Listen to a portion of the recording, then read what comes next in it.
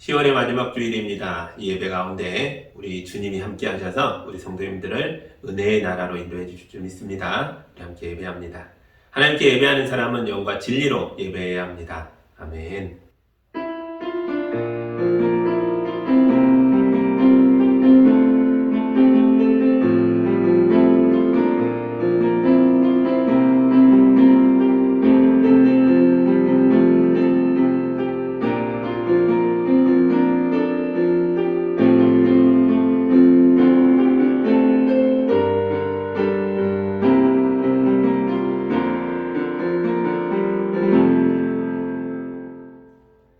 사랑의 하나님 아버지, 우리를 예배자로 불러주셔서 감사합니다. 주님의 강하고 두껍고 튼튼한 두 팔로 우리 성도들을 안아주셔서 아버지의 사랑 가운데 세상의 시름을 털어내고 위로받게 하여 주옵소서. 성령으로 거듭나 새 사람 되어 말씀의 능력을 가지고 세상으로 담대하게 나갈 수 있는 힘과 용기를 회복할 수 있도록 도와주옵소서. 예수님의 이름으로 기도합니다. 아멘. 찬송가 38장 함께 찬양하겠습니다.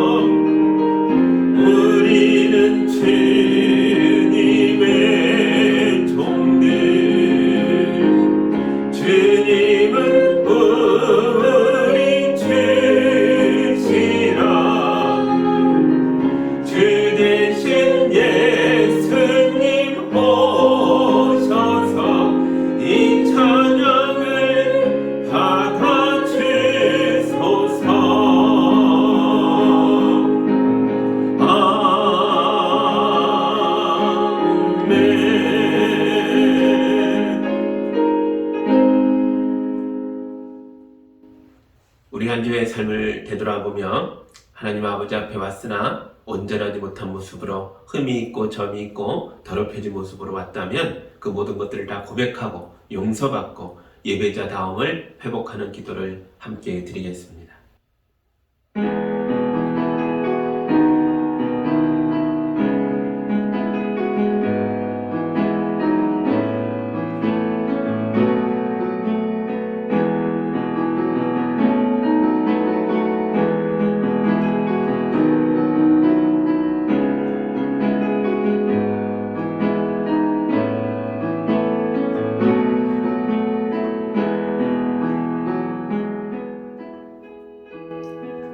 주여, 우리가 주의 낯을 피하여 하늘로 피해도 거기에 계시고 땅 깊은 곳으로 들어가도 거기에 계시며 바닷속에 숨어도 거기에 계신다 하셨습니다.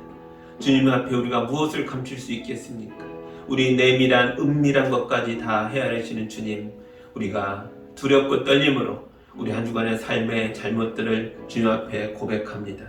주여 우리를 불쌍히 여기시고 용서하여 주옵소서.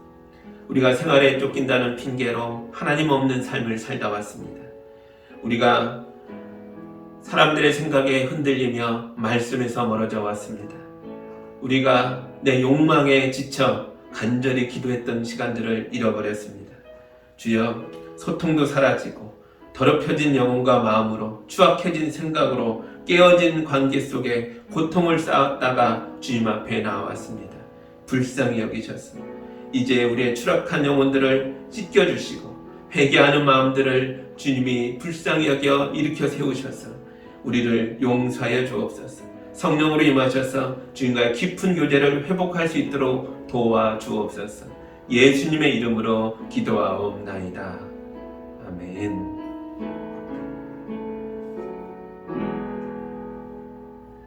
이제 우리 주님의 용서와 치유와 화해의 말씀을 들으시기 바랍니다. 그때 예수께서 말씀하시되 아버지 저 사람들을 용서해 주십시오. 저 사람들은 자기네가 무슨 일을 하는지를 알지 못합니다 하시더라. 아멘. 용서받은 참된 예배자로서 사도신경으로 우리의 신앙을 함께 고백하겠습니다. 나는 전능하신 아버지 하나님 천지의 창조주를 믿습니다. 나는 그의 유일하신 아들 우리 주 예수 그리스도를 믿습니다. 그는 성령으로 잉태되어 동정녀 마리아에게서 나시고 본디오 필라도에게 고난을 받아 십자가에 못 박혀 죽으시고 장사된 지 사흘 만에 죽은 자 가운데서 다시 살아나셨으며 하늘에 오르시어 전능하신 아버지 하나님 우편에 앉아 계시다가 거기로부터 살아있는 자와 죽은 자를 심판하러 오십니다. 나는 성령을 믿으며 거룩한 공교회와 성도의 교제와 죄를 용서받는 것과 몸의 부활과 영생을 믿습니다. 아멘. 찬송가 399장 함께 찬양하겠습니다.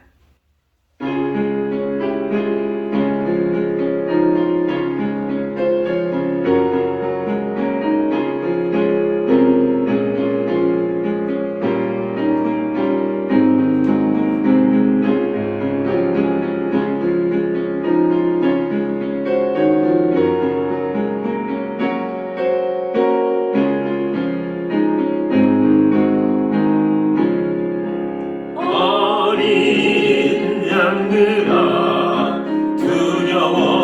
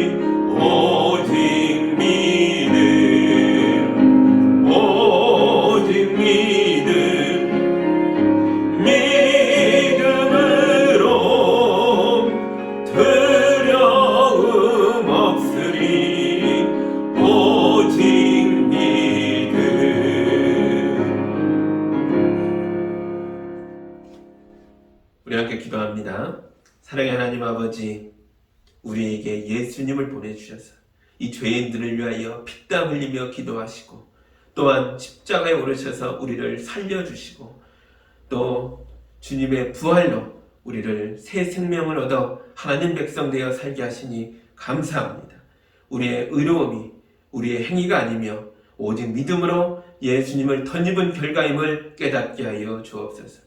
우리 성도들이 이 믿음 가지고 담대하게 말씀 붙들고 실천하며 살아갈 때에 우리 성도들의 삶을 통해서 그들의 가정과 이웃이 구원받게 하여 주옵소서. 주여, 우리 교회가 구원의 방주가 된 줄 믿습니다. 비록 어려운 분들, 마음이 깨졌던 분들, 힘들었던 삶을 겪었던 분들이 와서 세운 교회이오나 주님의 몸된 교회에서 회복되게 하시고 하나 되게 하시고 하나님 백성 되게 하셨사오니 이제 예수한기교회가 누구라도 오든지 변화되고 구원받는 하나님의 나라가 되게 하여 주옵소서. 우리 먼저 믿은 성도들을 강하고 담대하게 해주셔서 내미는 손이 주님의 손길 되게 하시고 건네는 말 한마디가 복음의 소리가 되게 해주시고 우리의 마음이 하나님의 마음처럼 열려서 우리 이웃을 구원하는 교회 될 수 있도록 도와주옵소서. 깨지고 다치고 상한 누구라도 우리 교회에 들어올 때 치료받게 해주시고 변화되게 하시고 살아나게 하여 주옵소서. 주님, 우리나라의 정치가 많이 혼란스러워졌습니다. 대통령 후보로 나온 사람들이 정책을 얘기하는 것이 아니라 인신공격을 하고 서로 깎아내리기에 정신이 없습니다. 그것을 지켜보며 우리 백성들도 올바른 길을 찾는 것이 아니라 흔들리고 있습니다. 주여, 우리 가운데 말씀으로 임하여 주시고 하나님 나라의 비전을 허락하여 주셔서 우리가 어떤 나라를 세워가야 할지, 무엇을 모델로 따라가야 할지를 깨닫게 하여 주옵소서. 먼저 예수 믿은 우리가 먼저 앞장서서 하나님의 나라를 선포하며 올바른 길을, 정의로운 길을, 공의가 강처럼 흐르는 길을 보여주게 하여 주옵소서. 주님, 주의 말씀으로 진리와 의로움을 깨닫고 주님의 뜻을 실천하여 우리만이 아니라 우리의 이웃인 북한도 구원하는 나라가 될 수 있도록 도와주옵소서. 우리 자녀들을 인도하여 주셔서 감사합니다. 우리 부모들이 비록 연약하지만 주의 말씀을 먼저 받은 자에게 신실함으로 최선을 다하여 주의 말씀을 전합니다. 우리 자녀들 마음 깊이 주님의 말씀을 새겨주셔서 우리 자녀들이 그 어떤 어려움 속에서도 좌절과 절망을 넘어서서 말씀을 붙잡고 담대하게 이겨나갈 수 있도록 도와주옵소서. 하나님의 지혜를 허락하여 주셔서 세상을 새롭고 변화시켜가는 아름다운 생각들을 가지고 나아갈 수 있도록 도와주옵소서. 어른들의 잘못과 실수를 넘어서서 건강하고 아름다운 자기 인생을 창조해 갈 수 있도록 도와주옵소서. 이 시간 영상으로 예배하는 가정 가운데 또 모여 예배하는 우리 가운데 함께하여 주셔서 주님의 뜻이 이루어지는 시간 되게 하여 주시고 주신 말씀을 기쁨으로 받아 누리며 살아갈 수 있도록 도와주시옵소서. 예수님의 이름으로 기도하옵나이다. 아멘.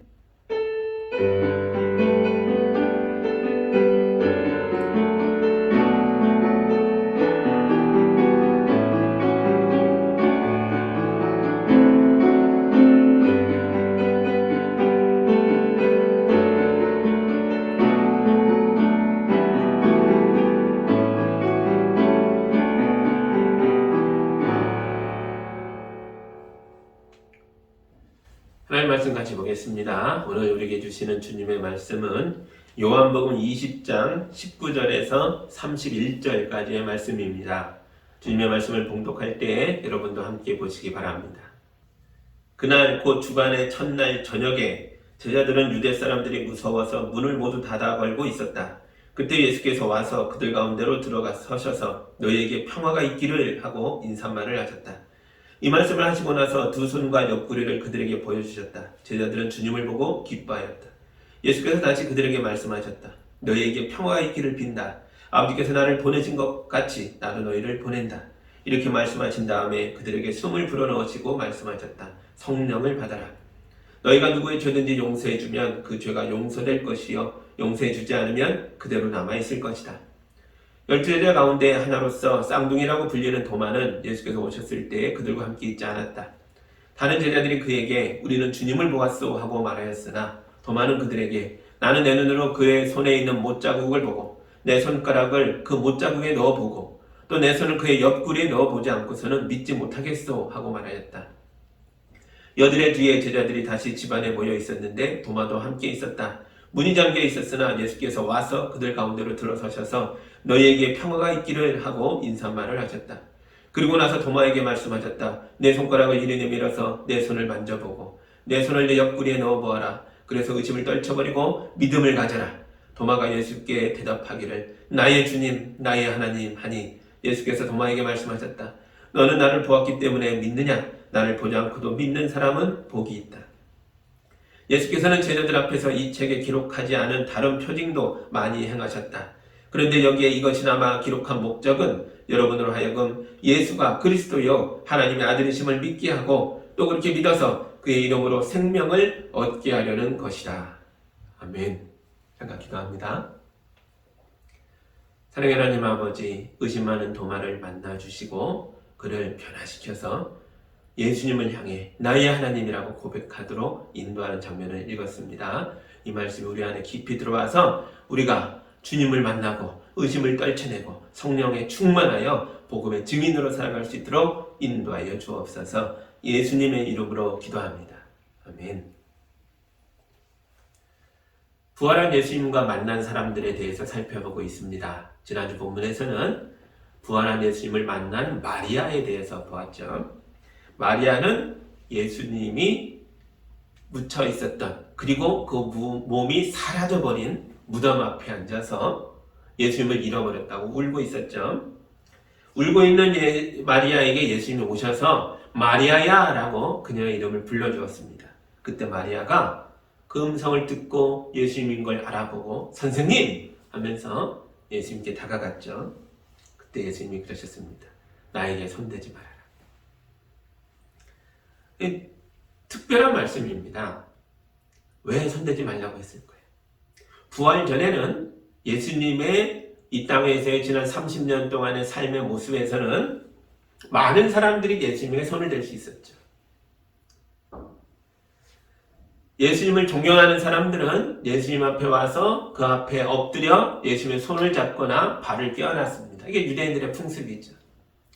그리고 38년 아팠던 환자들, 또 12년 피 흘리는 병을 앓았던 부인병을 앓았던 여인들, 다 이런 분들도 예수님에게 몰려와서 앞뒤로 미는 사람 속에서 예수님 옷자락을 잡기도 했죠. 만졌습니다. 예수님이 환자들을 만지고 일으켜 세우는 장면도 많이 있었죠. 우리와 예수님은 거리낌이 없었습니다. 서로 얼마든지 터치하고 손을 잡고 발을 쓰다듬으며 경배할 수 있었습니다. 마리아도 선생님 하고 외치면서 예수님 발 앞에 엎드려 그 발을 잡으려고 했겠죠. 그런데 예수님이 예전에 하던 대로 행하는 마리아를 말렸습니다. 만지지 마라. 여러분, 부활의 예수님은 과거의 어느 날로 다시 돌아오시는 게 아닙니다. 우리가 부활이라고 할 때 착각하는 게 있어요. 예수 믿고 죽은 자들은 부활할 것이다. 그럼 과거의 어느 시점처럼 일어날 것처럼 생각한다는 거죠. 성경은 그렇게 말해주지 않습니다. 만약 부활이 단순히 죽은 자가 살아나는 것뿐이라면, 그래서 그가 죽기 전의 모습으로 다시 회복되는 거라면 사실 저는 그런 부활은 원하지 않습니다. 어린아이로 죽은 아이가 있다면 이 아이가 다시 부활해서 주님 안에서 일어났는데 여전히 어린아이예요. 늙고 노환으로 돌아가신 분이 부활했더니 늙은 모습이에요. 아파 죽은 분요, 병들어 죽었던 분이 살아났더니 다시 아파요. 그런 부활을 누가 원하겠습니까? 만약 부활이 이런 거라면 우리는 이런 부활을 원하지 않을 것입니다. 부활의 예수님이 마리아에게 하셨던 말씀을 다시 읽어드리겠습니다. 내게 손을 대지 말아라. 내가 아직 아버지께로 올라가지 않았다. 이제 내 형제들에게로 가서 이르기를 내가 나의 아버지 곧 너희 아버지 나의 하나님 곧 너희 하나님께로 올라간다고 말하여라. 아멘. 부활의 예수님은 나의 아버지 곧 너희 아버지 나의 하나님 곧 너희 하나님께로 올라가고 있다라고 말씀하십니다. 그러니까 우리 예수님은 과거의 어느 날로 돌아오신 게 아니라 지금도 계속해서 하나님의 나라로 나아가고 있는 모습으로 일어나신 것입니다. 이게 제가 원하는 부활입니다. 이게 바로 예수님이 우리에게 약속하신 구원입니다. 죽음이 인간을 땅에 주저앉히고 고통과 슬픔 속에서 울부짖게 만들었을 때 우리 예수님은 죽음을 깨뜨리고 부활하셔서 뒤가 아니라 앞으로, 땅이 아니라 하늘로, 아래가 아니라 위로 길을 열어서 우리에게 따라오라고 인도하고 계십니다. 이게 예수의 부활이죠. 부활의 예수님을 따라가는 사람들은 과거에 집착하지 않습니다. 예수님이 하나님의 나라를 향하여 앞으로 그리고 위로 나아가셨기 때문입니다. 제가 에베소서 4장의 말씀을 읽어드리겠습니다. 여러분은 지난날의 생활 방식대로 허망한 욕정을 따라 살다가 썩어 없어질 그 옛사람을 벗어버리고 마음의 영을 새롭게 하여 하나님의 형상을 따라 참 의로움과 참 거룩함으로 지으심을 받은 새 사람을 입으십시오. 아멘. 이게 우리의 부활입니다. 과거를 벗어버리고 옛사람을 벗어버리고 새 사람을 입는 것입니다. 부활의 예수님을 믿고 새 사람이 되어 고통과 슬픔이 가득했던 과거를 벗어나서 거룩하고 아름다운 하나님 아버지의 나라로 담대하게 걸어나가는 예수한계교회 성도들이 다 되시기를 우리 주님의 이름으로 축복합니다. 아멘. 이제 부활의 예수님과 만난 두 번째 사람 이야기로 들어가려고 합니다. 도마죠. 우리가 의심 많은 사람 도마라고 불렸던 그 도마입니다. 19절 보시죠. 그날 곧 주간의 첫날 저녁에 제자들은 유대 사람들이 무서워서 문을 모두 닫아 걸고 있었다. 그때 예수께서 와서 그들 가운데로 들어서셔서 너희에게 평화가 있기를 하고 인사말을 하셨다. 아멘. 부활의 첫날 아침이 지나가고 점심때도 지나가고 이제 저녁이 될 때까지 해가 솟았다가 지고 다시 컴컴해질 때까지 예수님의 제자들은 집안에 문을 닫아 걸고 꽁꽁 숨어서 움직이지 않고 있었습니다. 아침에 예수님의 무덤이 열렸다, 예수의 시체가 보이지 않는다, 이런 소식이 들려왔지만 그 많은 제자들 중에서 베드로와 요한만 달려가서 확인하고 왔을 뿐 나머지 제자들은 꿈쩍도 하지 않습니다. 이들은 지금 젖은 빨래처럼 죽은 시체처럼 축 늘어져 있습니다. 왜 이렇게 무기력해졌죠? 원래 이런 사람들 아니었잖아요. 갈릴리로부터 예루살렘에 올 때까지 기뻐 뛰며 복음을 전하며 놀라운 일도 행하며 예수의 제자로서의 자부심이 가득해서 왔잖아요. 왜 이렇게 한순간에 무기력해졌습니까?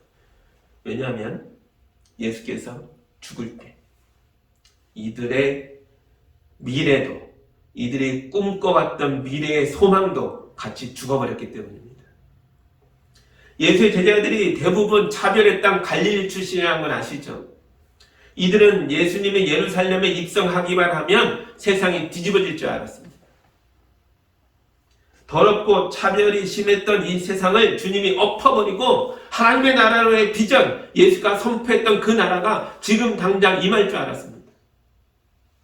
그런데 혁명은 일어나지 않았고 예루살렘의 지배자들은 너무나도 손쉽게 하나님의 아들을 십자가에 못 박아 죽여버렸습니다. 예수님이 십자가에서 죽을 때 이들이 품었던 꿈도 산산조각이 나버린 거죠. 세상을 바꿀 수 있다는 희망이 있을 때에는 모든 게 만만해 보였습니다. 예루살렘의 지도자들이 있든 심지어 로마 황제도 무섭지 않았습니다. 그러나 하나님의 아들이 십자가에 매달려 죽는 것을 보았을 때에 세상이 얼마나 무섭고 강력한 존재인지를 새삼 깨달은 거죠. 그래서 이 사람들이 세상이 너무 무서워서 세상으로부터 도망쳐서 문을 닫아 걸고 집안에 꽁꽁 숨어버린 거죠. 저는 내일에 대한 희망을 잃어버리고 세상으로부터 도망쳐서 집에, 자기 방에, 골방에, 동굴에 숨어버린 사람들을 알고 있습니다. 아니, 사실은 저 자신도 세상으로부터 도망쳐서 방 안에 여러 달 숨어 지낸 적이 있었습니다. 그래서 이렇게 집안에 숨어있는 제자들의 마음이 이해가 된다고요. 그러나 이해할 수 있다고 해서 이게 옳다는 것은 아닙니다. 이게 좋다는 것은 아닙니다. 예수님은 자기 제자들이 이런 한심한 꼴로 있는 것을 두고 보지 못하셨습니다. 그래서 부활의 예수님은 자기 제자들이 세상으로부터 도망쳐서 문을 닫아 걸고 숨어 있는 곳으로 쳐들어가셨습니다. 그리고 그 가운데 딱 버티고 서서 큰 소리로 인사를 건네십니다. 너희 가운데 평화가 있기를. 부활의 예수님이 제자들에게 건넨 이 인사말은 구약 성경에서부터 내려오는 오래된 인사말입니다. 히브리어로는 샬롬 알레켐이라는 말입니다. 너희에게 평화를. 샬롬 알레켐. 이걸 간단히 줄여서 우리가 샬롬 그러죠. 샬롬 얘기 많이 하잖아요. 평화입니다. 평화. 근데 이 평화가 뭡니까? 전쟁의 반대말이 평화입니까? 싸움이 그치는 게 평화입니까? 성경이 말하는 평화는 우리가 생각하는 것과 좀 다릅니다. 제가 시편 23편을 읽어드리겠습니다. 주님은 나의 목자시니 내게 부족함 없어라. 나를 푸른 풀밭에 누이시며 쉴만한 물가로 인도하신다. 아멘.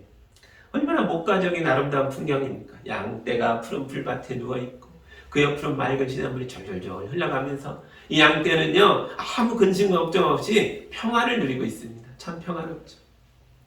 근데 보세요. 양떼가 누리는 평화의 핵심은 무엇입니까? 푸른 풀밭입니까? 맑은 시냇물입니까? 아닙니다. 양떼가 누리는 평화의 핵심은 목자입니다. 참된 목자가 양떼와 함께하고 있기에 양떼가 평화를 누리고 있습니다. 시편 23편 1절 2절을 읽었는데요. 그 뒤에 3절, 4절, 5절, 6절을 마저 읽어드릴게요. 나에게 다시 새 힘을 주시고 당신의 이름을 위하여 바른 길로 나를 인도하신다. 내가 비록 죽음의 그늘 골짜기로 다닐지라도 주님께서 나와 함께 계시고 주님의 막대기와 지팡이로 나를 보살펴 주시니 내게는 두려움이 없습니다. 주님께서는 내 원수들이 보는 앞에서 내게 잔치상을 차려주시고 내 머리에 기름을 부으시어 나를 귀한 손님으로 맞아주시니 내 잔이 넘칩니다.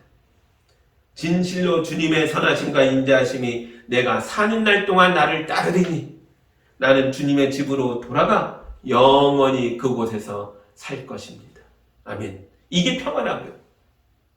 아무 근심 걱정 없는 게 평화가 아니라 죽음의 골짜기가 있는데도 목자가 있기에 안심할 수 있는 것. 원수가 눈앞에 있는데도 주께서 함께 하시기에 주님이 나를 돌보심을 알기에 그 원수를 참아낼 수 있는 것. 그리고 마침내 우리의 참된 목자의 뒤를 따라 영원히 살아갈 수 있는 하나님의 집에, 아버지 집에, 주님의 집에 들어가게 되는 것. 이게 평화라고요. 싸움이 없는 게 평화가 아닙니다. 싸움 속에서도 주님을 붙잡고 믿음으로 살아가는 게 평화죠. 제자들이 내일의 희망을 잃어버리고 마음이 죽어버린 채 세상으로부터 도망쳤을 때에 부활의 예수님이 자기 양떼 가운데로 들어오셨습니다. 그리고 제자들에게 뜨겁게 인사하셨습니다. 너희에게 평화가 있기를. 아멘. 여러분에게도 이 평화가 함께하기를 주님의 이름으로 축복합니다. 우리의 목자가 부활하셨기에 우리는 새로운 세상을 다시 꿈꿀 수 있습니다. 이제 우리는 과거의 고통을 극복하고 다시 앞으로 나아갈 수 있습니다. 이제 우리는 죽음의 세력이 지배하는 세상을 극복하고 다시 위로 하나님의 나라로 올라갈 수 있습니다. 부활의 예수님이 우리를 인도하고 계시기에 우리는 마침내 주님의 집에 들어갈 때까지 결코 길을 잃어버리지 않고 영원한 하나님 나라로 들어갈 것입니다. 아멘. 이게 샬롬입니다. 샬롬. 평화가 우리에게 임했습니다. 아멘. 모든 제자들이 부활의 예수를 만나서 기뻐했지만 그날 함께하지 못했던 사람이 하나 있었죠. 도마입니다. 그는 제자들이 기뻐하는 게 이해가 되지 않았습니다. 24절과 25절 보시죠. 12제자 가운데 하나로서 쌍둥이라고 불리는 도마는 예수께서 오셨을 때 그들과 함께 있지 않았다. 다른 제자들이 그에게 우리는 주님을 보았소 하고 말하였으나 도마는 그들에게 나는 내 눈으로 그의 손에 있는 못자국을 보고 내 손가락을 그 못자국에 넣어보고 또 내 손을 그의 옆구리에 넣어보지 않고서는 믿지 못하겠소 하고 말하였다. 다른 제자들이 도마에게 우리가 예수님을 만났어, 보았어 아무리 얘기해도 도마는 자기 동료들의 말을 믿지 않습니다. 그건 니네가 본 거고 내가 본 건 아니잖아. 도마가 말하죠. 내 눈으로 보고 내 손으로 만질 수 있을 때 믿겠다. 이런 도마를 보고 지난 2000년 동안 많은 분들이 의심 많은 도마라고 별명을 붙여서 불렀습니다. 도마 입장에선 이게 되게 억울한 소리입니다. 왜냐하면 도마만 의심 많은 게 아니거든요. 다른 제자들도 모두 의심이 많았죠. 8절로 다시 가서 보시죠. 그제서야 먼저 무덤에 다다른 그 다른 제자도 들어가서 보고 믿었다. 요한입니다. 요한 얘기인데 베드로가 야 수희가 여기 있고 수건이 있는데 예수님은 안 계셔. 뭐지? 할 때 요한도 들어가서 보고 뭔가 놀라운 일이 일어났다는 것을 믿었다는 거예요. 보고 믿었죠. 이제 20절 가시죠. 이 말씀을 하시고 나서 두 손과 옆구리를 그들에게 보여주셨다. 제자들은 주님을 보고 기뻐하였다. 샬롬 엘레켐 너희에게 평화가 있기를 하실 때만 해도요 놀랬을 뿐 긴가민가 했죠. 근데 예수님이 손을 보여줬어요. 구멍난 옆구리를 보여줬어요. 그걸 보고 우리 주님이 맞구나 라고 기뻐했다는 겁니다. 다른 제자들도 사실 보고 믿었죠. 인간은 본래 의심이 많은 존재입니다. 이런 의심이 인류로 하여금 지난 오랜 세월 동안 생존할 수 있게 해준 거예요. 모든 걸 다 믿고 그렇게 순진한 사람들만 살고 있다면 얼마나 좋겠습니까만 세상은 그렇게 순진하지 않잖아요. 우린 죄인들이잖아요. 끝없이 의심해야 생존할 수 있다고요. 길에서 어린아이들이 대화하는 걸 들어보았는데요. 어떤 아이가 뭐라 얘기하니까 다른 아이가 그래요. 진짜야? 뻥 아니지? 증거 있어? 이 아이들의 말이 도마가 한 말과 똑같은 거죠. 우리가 얼마나 흔하게 이런 말을 하는가. 진짜야? 뻥 아니지? 증거 있어? 그래야 믿겠다는 거죠. 그러므로 도마가 의심했다고 해서 도마의 믿음이 다른 제자들보다 수준이 낮다는 게 아니에요.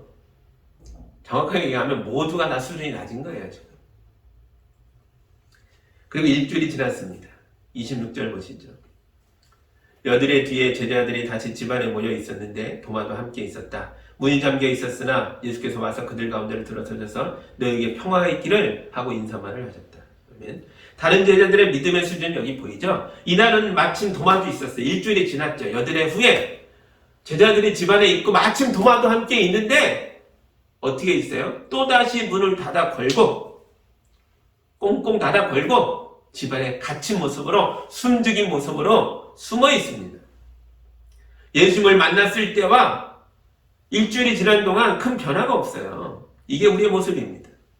예수님 만났다고 교회에 이제 출석하게 됐다고 예배 한번 드렸다고 좋은 말씀 은혜로운 말씀 한번 들었다고 우리가 확 변합니까? 그럼 좋은데 그렇지 않죠. 그러니까 누군가 의심이 있고 믿음이 약하다고 해서 그 사람을 나보다 낮추어 보면 안 됩니다. 나나 그나 거기서 거기입니다. 그런데 예수께서 이들 가운데 또 오셨습니다. 모든 문이 잠겨 있는데도 부활의 몸이시기에 그 모든 걸 통과하여 그들 가운데 다시 서셨습니다. 그리고 똑같이 얘기하십니다. 인사말을 건넵니다. 너희에게 평화를. 아멘. 우리가 두려움에 떨고 숨을 때마다 끊임없이 예수님 찾아오셔서 우리에게 말씀하실 것입니다. 너희에게 평화를. 우리의 목자시니까요. 양떼가 두려움에 있는 걸 두고 보지 않으십니다. 저는 이 장면 속에서 예수님이야말로 우리의 참된 목자시구나 하는 것을 깨닫게 됩니다. 여러분, 내 입 가운데 두려움에 빠져있는 자가 보인다면 혼내지 마세요. 안아주시기 바랍니다. 예수님의 마음으로 안아주세요. 그래야 회복되죠. 그가 두려움을 떨쳐낼 때까지 우리 예수님은 몇 번이고 제자들을 찾아오신다고요. 증거 있어? 이렇게 외쳤던 도마에게도 주님이 말씀하셨습니다. 27절입니다. 그리고 나서 도마에게 말씀하셨다. 네 손가락을 이리 내밀어서 내 손을 만져보고 네 손을 내 옆구리에 넣어보아라. 그래서 의심을 떨쳐버리고 믿음을 가져라. 아멘. 도마가 예수님이 없는 가운데 이 얘기를 했지만 예수님을 알고 계셨죠. 이게 우리 주님이니까요. 우리 예수님은 여러분이 속으로 중얼댄 것까지 다 아십니다. 우리에게 관심이 있으셔서 그래요. 도마가 했던 말을 알고 얘기하십니다. 손 내밀어 만져봐. 여기 자, 네 손 넣어봐. 그리고 믿어. 이제는 믿어. 믿음 가운데 살아. 두려움을 떨쳐내고 나를 믿고 따라와. 내가 너를 하나님의 나라로 인도할게. 예수님이 주시는 은혜입니다. 목자의 음성이죠. 이제 여러분에게 질문 하나 던져볼게요. 도마가 예수님의 손과 옆구리에 손가락을 넣어봤을까요? 넣어보지 않았을까요? 여러분 생각은 어떠세요? 제 생각에는 감히 못 넣었을 것 같아요. 왜냐하면 도마가 예수님의 부활을 의심한 거지 예수님 자체를, 예수님의 존재를 우습게 여기거나 모욕할 생각을 가지고 있었던 건 아니거든요. 예수님을 봤을 때 알아봤죠. 감히 만질 생각을 못합니다. 예수님이 의심을 떨쳐버려라. 그리고 믿음을 가져라. 말씀하시는데요. 혼내는 것 같은 말투입니다. 그러나 이것은 부드러운 책망이라고 할 수 있어요. 그를 좌절시키고 무너뜨리는 책망이 아니라 아주 부드러운 책망이죠. 권면에 가까운 책망입니다. 그래서 우리 예수님은 도마를 인도하는 참된 목자이신 거죠. 예수님은 자기 아는 도마를 결코 포기하지 않으세요. 의심이 많은 사람을 책망하시되 그를 안아주시고 사랑해 주십니다. 그러니까 여러분 안 믿겨질 때는 의심하십시오. 괜찮아요.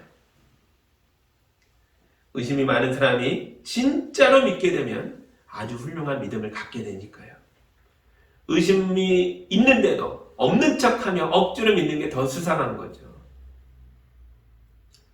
28절 보시죠. 도마가 예수께 대답하기를 나의 주님, 나의 하나님 하니. 아멘. 요한복음이 어떻게 시작하는지 기억하세요? 1장 1절 태초에 말씀이 계셨다. 그 말씀이 곧 하나님이셨다. 이렇게 시작합니다. 그럼 이 말씀이 예수 그리스도시다라고 말했죠. 그런데 지금 의심 많았던 도마가 예수님 향해서 뭐라 그래요? 나의 주님, 나의 하나님. 이게 도마의 신앙 고백이죠. 의심이 깨뜨려지고 온전한 신앙 고백으로 나아갑니다. 이게 요한복음 1장 1절부터 20장 올 때까지 이 전체를 꿰뚫고 있는 중요한 주제라는 거죠. 예수님은 하나님이시다. 예수님은 말씀이며 우리와 함께 하시는 하나님입니다. 그는 하나님이신데 인간의 몸을 입고 우리 가운데 들어오셨다. 이 요한복음의 핵심이죠. 그래서 부활의 예수님을 향한 도마의 신앙 고백은 예수님의 등장을 알렸던 요한복음의 시작에서부터 연결되어 전체를 꿰뚫고 있습니다. 이 고백을 누가 했다고요? 의심이 많은 도마가 했다고요. 이 놀라운 신앙 고백은 요한복음을 넘어서서 오늘날의 우리와 연결되어집니다. 29절을 보시죠. 예수께서 도마에게 말씀하셨다. 너는 나를 보았기 때문에 믿느냐? 나를 보지 않고도 믿는 사람은 복이 있다. 아멘. 마리아도 다른 제자들도 도마도 모두 부활의 예수님을 보고 나서 믿었습니다. 그러나 오늘날에 우리는 부활의 예수님을 볼 수 없죠. 왜요? 예수님께서는 제자들과 40일 가운데 함께 동행하셨다가 하늘로 오르셨잖아요. 내가 올라가고 있다라고 말씀하셨고 정말 오르셨습니다. 그래서 과거에 1세대 제자들이 봤던 것과 같은 형태로는 우리 예수님을 볼 수가 없어요. 그런데 예수님께서 뭐라 그래요? 보지 않고 믿고 있는 우리를 향해서 이렇게 말씀하세요.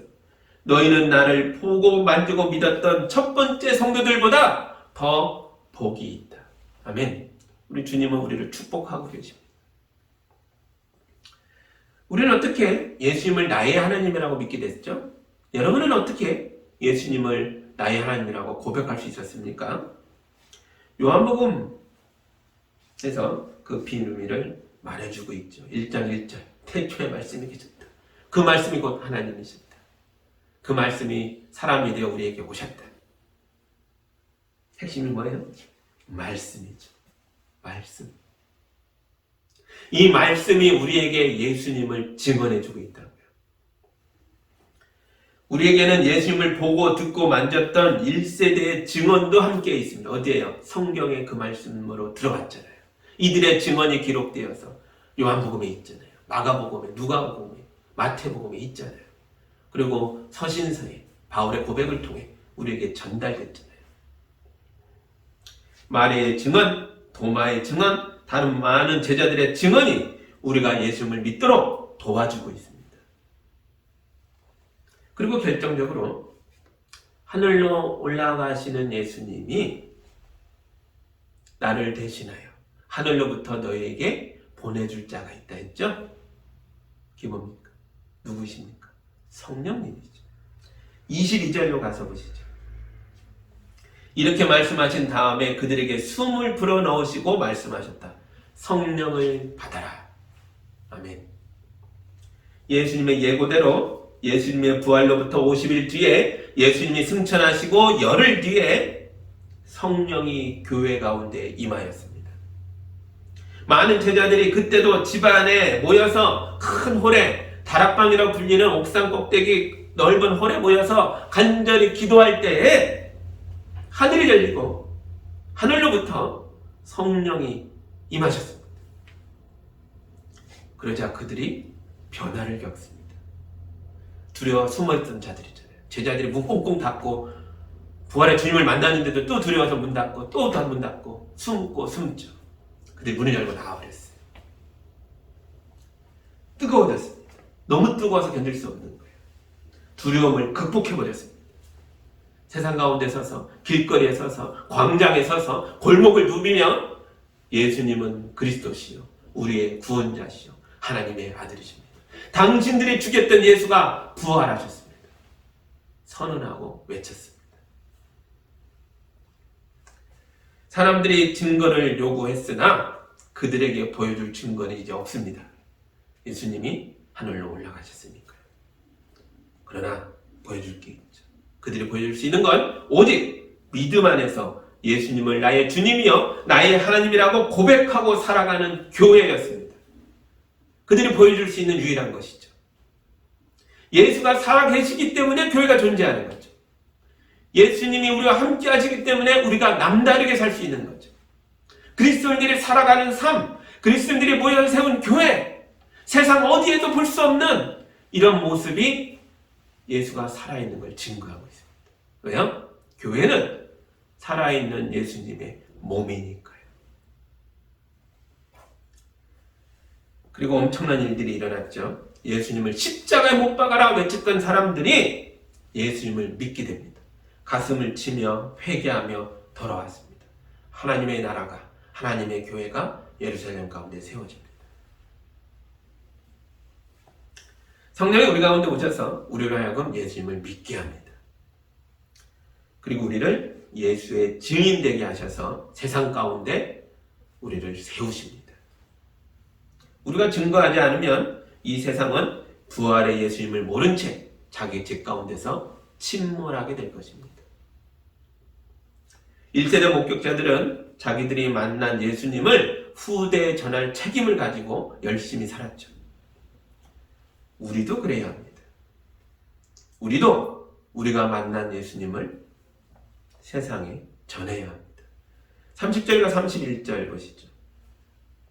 예수께서는 제자들 앞에서 이 책에 기록하지 않은 다른 표징도 많이 행하셨다. 그런데 여기에 이것이나마 기록한 목적은 여러분으로 하여금 예수가 그리스도여 하나님의 아들이심을 믿게 하고 또 그렇게 믿어서 그의 이름으로 생명을 얻게 하려는 것이다.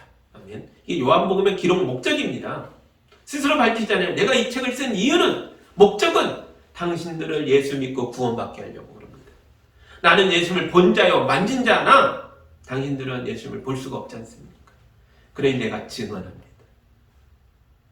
내가 전하는 주님의 말씀을 듣고 예수님을 믿으십시오. 그럼 예수께서 선언하셨습니다. 보고 믿는 자보다 너희가 더 복되다. 당신들은 복받은 자들입니다. 이게 요한복음의 기록 목적이라고요. 근데 여러분 입을 닫고 가만히 있어요? 그러면 안 된다는 거죠. 예수 믿는 자들은 이런 책임이 생깁니다. 내가 만난 예수, 내가 믿는 예수님을 증거해야 합니다. 도마는 어떻게 했을까요? 이 의심 많았던 도마. 그가 예수 믿고 어떤 변화를 겪었을까요? 도마는 인도 최초의 선교사였습니다. 교회에 내려오는 이야기에 의하면 도마는 인도로 갔어요. 거기서 많은 교회를 세웁니다. 그리고 열심히 예수님은 나의 주님이요 나의 하나님이라고 당신들의 구원자라고 인도 사람들에게 선포하다가 어느 원주민 부족들에게 잡혀 창에 찔려 순교합니다.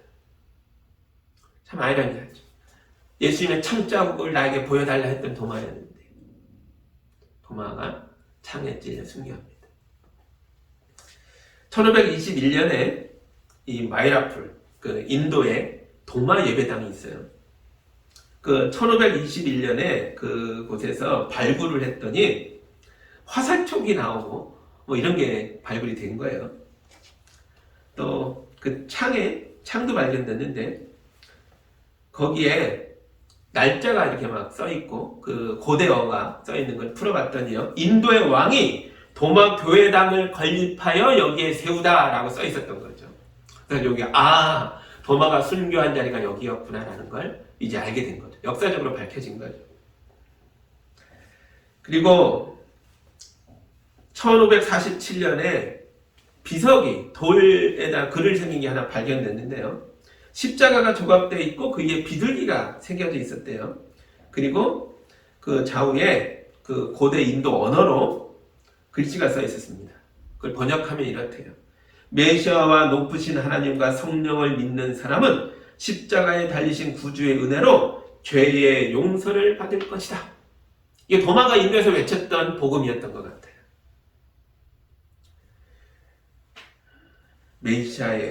메시아와 예수와 하나님과 성령을 믿는 사람은 십자가에 달린 구주, 우리의 구원자 예수의 은혜로 죄의 용서를 받을 것이다. 이건 용서받은 자만이 할 수 있는 고백이었던 거죠. 의심 많았던 도마가 부활의 예수님 앞에서 그의 손자국과 못자국 난 손과 옆구리를 창 맞은 옆구리를 보며 회개하고 나의 주님, 나의 하나님 고백했던 그 도마가 외칠 수 있었던 죄의 용서의 고백이었습니다. 여러분, 의심하려면 제대로 하십시오. 제대로 의심하면 확실한 믿음을 소유할 수 있습니다. 성령 충만하셔서 부활의 예수님을 인생의 목자로 삼고 예수님을 따라가시기 바랍니다. 그리하여 마침내 평안을 누리며 하나님의 집을 영원히 소유하는 예수양기교회 성도들이 다 되시기를 주님의 이름으로 축복합니다. 함께 기도합니다. 사랑의 하나님 아버지 감사합니다. 우리가 의심했습니다. 그리고 의심이 부끄러워 숨었습니다. 세상을 두려워했습니다. 믿음이 부족하여 담대하게 살지 못하고 도망치고 문을 걸어 잠그고 몸을 숨겼습니다.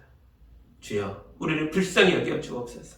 도마에게 오셔서 그를 이렇게 세웠던 것처럼 부활의 예수님, 죽음도 이기고 일어나신 예수님, 우리에게 오셔서 우리 성도들을 일으켜 세워 주옵소서. 담대하게 문을 열고 나와 밝은 햇살 속을 누비며 참된 평안을 누리며 주님을 증거하며 살 수 있도록 도와주옵소서. 예수님의 이름으로 기도합니다. 아멘.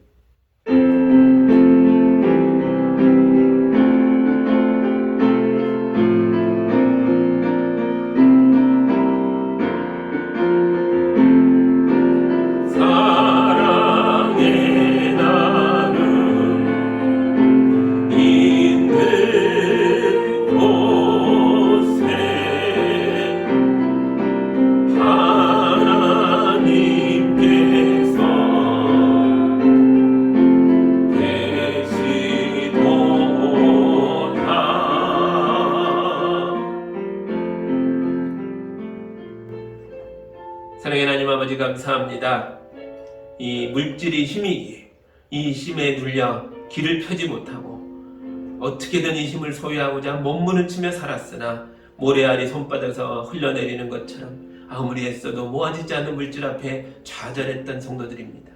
그런데 주님, 우리에게 은혜로 임하셔서 세상보다 더 찬란하게 빛나는 하나님의 나라를 보게 하시고 우리 삶의 이유와 목적과 소망을 하나님의 나라에 두게 하셔서 물질을 극복하고 일어나게 하셔서 감사합니다.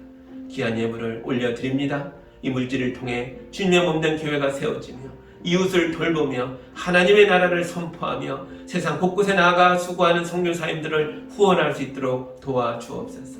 우리 성도들 이 물질에 눌릴 때 길을 펴지 못했으나 이제 믿음으로 일어났사오니 물질을 다스리고 지배하며 살 수 있도록 도와주옵소서. 다시는 물질 때문에 눈물 흘리며 한숨 쉬는 일이 없도록 우리 성도들을 참된 목자 되어 인도하여 주옵소서. 몸이 연약한 자들도 지키시고 강건할 수 있도록 붙들어 세워 주옵소서. 부활의 참 생명이 온 가족마다 모든 성도마다 흘러 넘치게 하여 주옵소서. 예수님의 이름으로 기도하옵나이다. 아멘.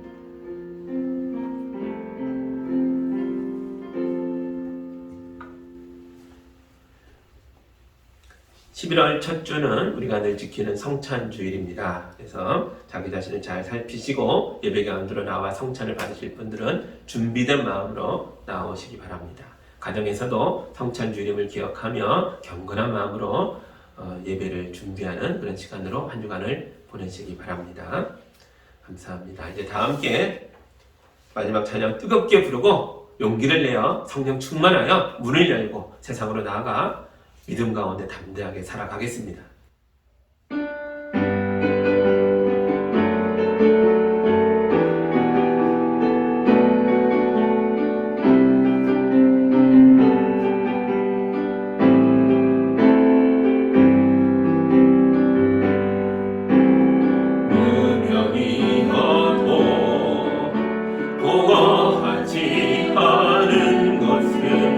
예수 안에 나만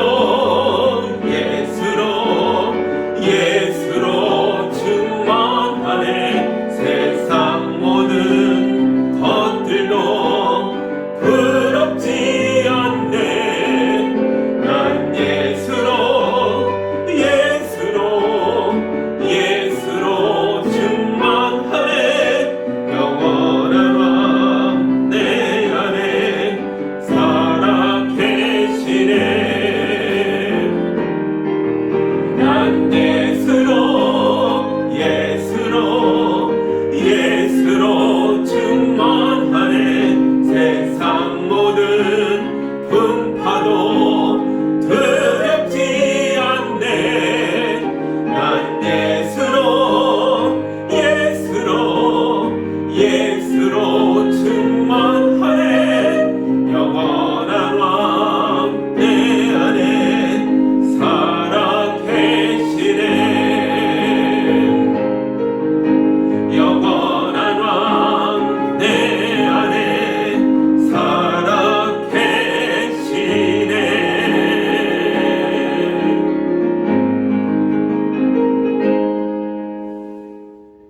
이제는 우리의 참 목자이신 예수 그리스도의 은혜와 하나님 아버지의 큰 사랑과 성령님의 함께하심이 주의 말씀에 아멘하고 의심을 깨치고 믿고 따라 나와 주님을 따라가는 성도들과 삶의 모든 영역에 이제로 영원까지 함께하기를 간절히 축원하옵나이다.